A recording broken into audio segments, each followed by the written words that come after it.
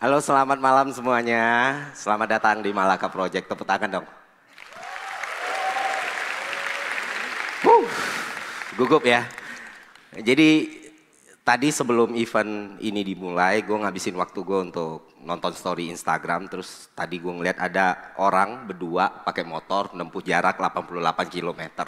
Namanya Febri Wirapratama. Orangnya udah nyampe atau belum?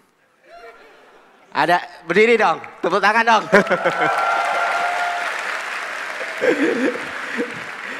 Gila loh, 88 km, pakai drama, hujan lah, pohon tumbang lah gitu. Gua yang deg-degan, ayo bisa gitu. Oke, intermezzo. Jadi kenapa mau datang gitu? Bisa live streaming padahal atau apa? Kenapa? Apa alasannya untuk datang ke sini? Apa yang mau dilihat? Nggak ada apa-apa di sini. Tapi oke loh, nanti panitia kasihin merchandise. Udah sekolah belum? Udah kuliah di? Tera. Di mana? Semester berapa? Oh, ya udah semester depan gue yang tanggung biaya kuliahnya kali berdua.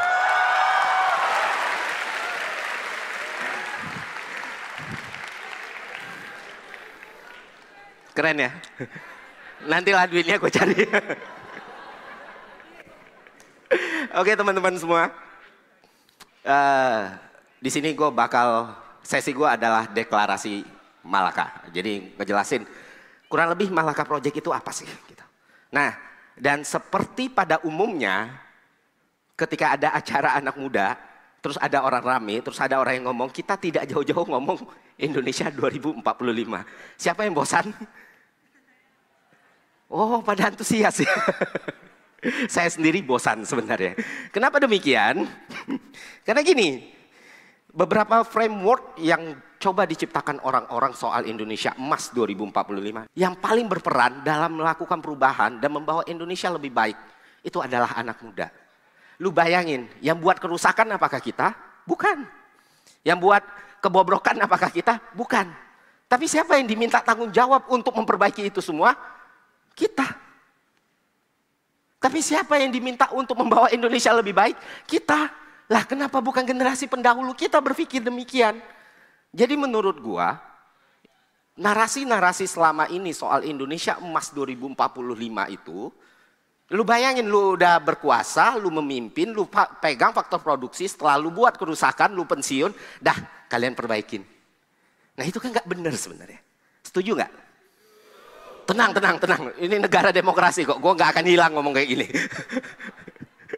Itu kita bukan kita yang menjalankan pemerintah sekarang, bukan kita yang memegang posisi penting sekarang, tapi kita yang diminta untuk membawa Indonesia lebih baik di tahun selanjutnya. Padahal Indonesia emas 2045 itu bukan beban anak muda semata. Dan kalau kita mau menuju Indonesia emas 2045, seluruh generasi, seluruh lapisan masyarakat harus berperan aktif mewujudkan hal ini. Kenapa demikian? Karena kita punya potensi ancaman yang besar. Apa potensi ancamannya? Next, potential growth. Nah gini, siapa yang bisa menjelaskan ke gua definisi dari Indonesia emas 2045 dan kenapa kita dianggap akan mencapai kemajuan di tahun 2045? Angkat tangan. Ada yang bisa jelasin? Oke, siapa? Siapa namanya? Robin Giban. Oke. Jelaskan ke gua dong.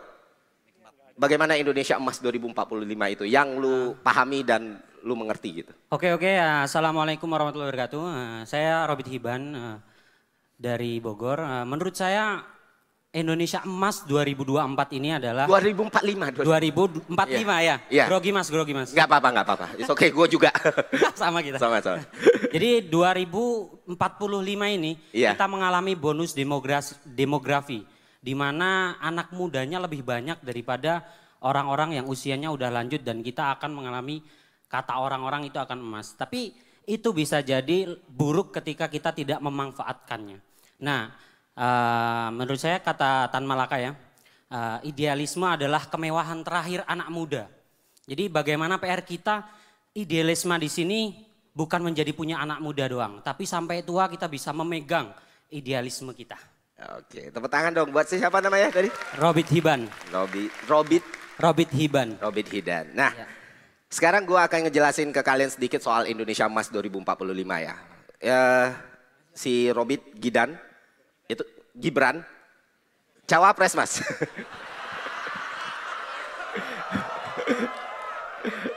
Mantap. Udah agak takut gue. Nah, sebenarnya apa yang didefinisikan sebagai Indonesia Emas 2045 tadi udah beberapa benar nih gue tambahin. Jadi sebenarnya kita kan usia mudanya lebih banyak, lebih produktif. Ketika usia muda kita lebih produktif, maka kita bisa menghasilkan perputaran ekonomi yang lebih besar karena semua orang produktif. Benar? Nah, pertumbuhan ekonomi Indonesia sekarang itu tidak jelek dan lumayan bagus gitu. Berada di angka sekitar 5,3%. Ya kan?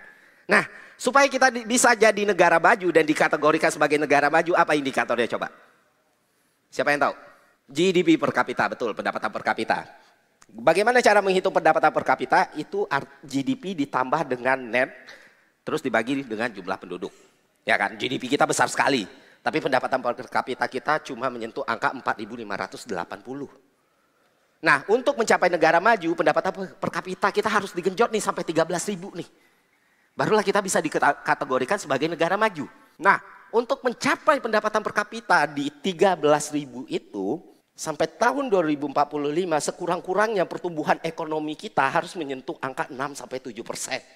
Berat. Berat, kenapa berat?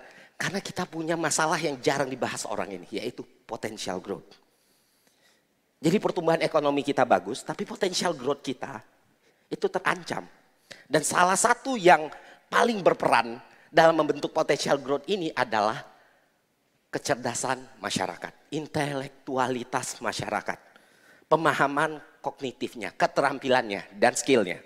Menurut riset dari World Bank, sejak era pandemi COVID-19, generasi muda kita mengalami penurunan, simpelnya penurunan kecerdasan. Lebih simpelnya lagi, jadi bego.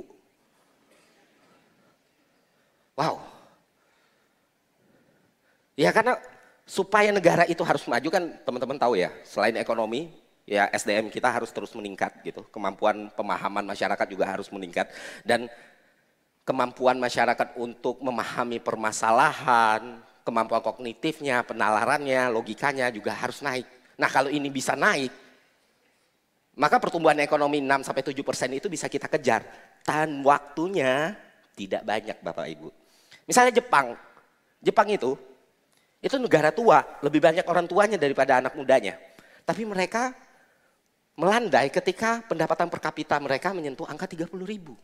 Nah Indonesia kalau hal kayak gini nggak kita pikirin, kita bisa tua dulu sebelum kaya gitu. Dan bonus demografi yang selama ini dibicarakan akhirnya menjadi beban demografi. Untuk itulah yang namanya pendidikan itu menjadi sesuatu yang sangat penting. Masalahnya di Republik ini adalah pendidikan yang berkualitas itu masih jadi barang yang mewah. Iya kan? Susah loh. Apalagi sejak pandemi, kelas berbeda, nggak ada tatap muka, semua orang sulit sekarang. Dan itu yang membuat Indonesia Emas 2045 ini makin sulit untuk kita gapai. Karena potential growth tadi, masalah potential growth tadi. Next. Solusi, ya solusinya gampang, kita buat sekolah banyak-banyak gitu. Sekolah gratis, inklusif. Tapi kan sekolah banyak-banyak itu butuh biaya dan waktu, ya kan? Untuk nge-develop sekolah sampai ke menjangkau penduduk di daerah terluar gitu. Itu kan nggak instan. Sementara kita terburu nih, kita keburu-buru nih. Gimana membuat masyarakat Indonesia itu paham dan mengerti. Dan jangan pernah sepelekan ini Bapak Ibu semua, teman-teman semua. Kalau kalian ingat, banyak keajaiban-keajaiban terjadi setelah pandemi COVID-19. Semakin banyak orang percaya bumi itu zigzag. Semakin banyak orang percaya kalau vaksin itu ada chipsnya. Jadi otak kita bakal dikontrol sama Bill Gates. Mungkin kalian yang sekolah menertawakan itu. Mungkin kalian yang sekolah, itu terlalu tolol, terlalu bodoh. Tapi ketika kita masuk ke lapisan masyarakat tertentu, itu dimakan. Bulat-bulat. Dan masih banyak orang yang percaya kalau lu printing money sebanyak-banyaknya lu bangun, negara ini bisa maju. Ada yang percaya nggak?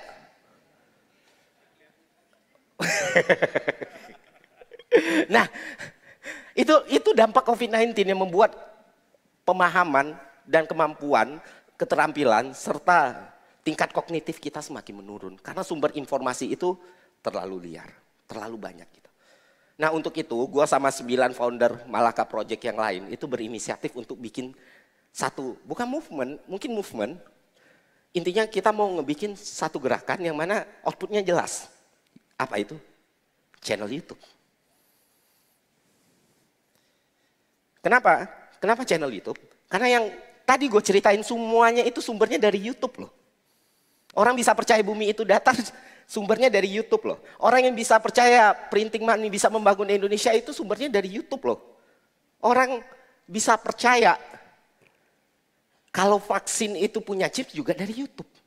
Dan orang bisa percaya kalau beberapa keadaan yang bertolak belakang dengan realitanya itu juga dari YouTube. Dan satu hal tentang YouTube adalah dia punya power untuk menjangkau banyak sekali masyarakat. Itu gue rasain sendiri ketika gue mulai channel YouTube gue, pribadi. Awal ya mungkin kalau yang nonton di awal channel gue dibikin ya, gue tuh fokus untuk bahas editing, visual, sinematografi dan lain sebagainya. Sampai suatu hari gue ngelihat gitu, beberapa teori ekonomi itu diomongin dengan asal-asalan dan banyak yang makan. Gue gak bisa marah sama mereka. Gue gak bisa mengutuk mereka. Kenapa? Karena musuh kita bukanlah orang bodoh. Musuh kita adalah kebodohan itu sendiri. Yang bisa gue lakukan apa? Gue membuat sebuah alternatif sumber informasi yang lain yang mereka bisa percayai. Kalian pikir apa yang paling menyenangkan ketika gue mulai channel YouTube gue sampai sekarang? Apakah silver play buttonnya? Apakah YouTube rewindnya? Apakah bisa kenal influencer-influencer kaya ini? Ya menyenangkan sih, bisa minjem duit juga. Momen pertama gue nangis ketika gue mulai channel YouTube adalah ketika gue bikin video vaksin. Dan ada yang komen gitu, gara-gara nonton video ini, gue daftar vaksin. Di situ gue berpikir, oh ternyata digital itu bisa punya power sekuat itu. Jadi ya udah, gimana kalau kita buat, kita benar-benar bikin, kita benar-benar develop supaya ini bisa jadi alternatif informasi dan media edukasi buat masyarakat. Dan akhirnya kita bersembilan sepakat untuk membuat Malaka Project. Mungkin menurut kalian channel YouTube itu ide yang biasa. Ya, menurut gue juga kayak gitu. Tapi gue percaya ide biasa yang dieksekusi dengan sempurna itu jauh lebih baik daripada ide yang sempurna tapi nggak dieksekusi sama sekali. Nah, jadi itulah kenapa Malaka Project ada dan kami bersepakat untuk membuat gerakan yang langsung konkret kepada teman-teman. Yaitu beasiswa pendidikan. Tepuk tangan dong.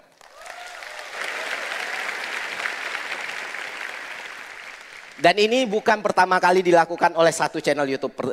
Gue terinspirasi sama ada channel yang udah mati, udah nggak aktif lagi. Namanya Skinny Indonesia 24. Kebetulannya orangnya ada di sini.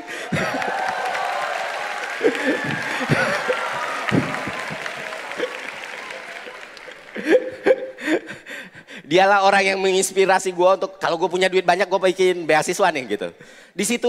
Di situ trigger awal gue kenapa berpikir channel YouTube itu bisa ngasih manfaat yang banyak banget buat orang. Akhirnya kita bersembilan sepakat untuk memberikan beasiswa pendidikan full untuk mahasiswa yang mengalami kesulitan dalam membayar UKT. Jadi dengan beasiswa ini kita harapkan teman-teman yang punya potensi, teman-teman yang punya kemampuan dan punya niat untuk menyelesaikan kuliah itu nggak perlu lagi terbebani masalah biaya ini. Dan ya untuk sejauh ini mungkin kami cuma bisa nge-cover sekitar 9 orang lah. Tapi gue percaya yang punya semangat yang sama, yang punya keinginan yang sama dan punya uang yang lebih banyak itu banyak sekali. Sebenarnya acara ini adalah acara perampokan untuk orang-orang kaya. Jadi gue percaya yang dari awal rencana kami untuk memberikan 9 beasiswa ini akan bertambah lagi. Karena ya nggak cuma 9 orang yang peduli tentang pendidikan ini, masih banyak orang lagi. Jadi ya kita akan bikin beasiswanya dan syaratnya itu gampang. Kalian cukup jawab pertanyaan ini. Menurutmu apa nilai-nilai, tradisi atau cara pikir yang dibudayakan atau ditanamkan dalam diri masyarakat Indonesia yang menghambat perkembangan atau menyebabkan masalah dalam hidup kita? Difotolah kalau kalian mau ikut. Terus jelaskan juga bagaimana itu menghambat perkembangan atau menimbulkan masalah dalam hidup kita. Kedua, apa solusi terbaiknya untuk memperbaiki ini? Udah ada yang foto? Nah, kalian cukup jawab pertanyaan ini, buat di satu video, tag Instagram Malaka Project, cantumkan nama, jurusan, universitas, dan semester. Beberapa video terbaik akan kami pilih dan menerima beasiswa full dari Malaka Project. Tepuk tangan dong.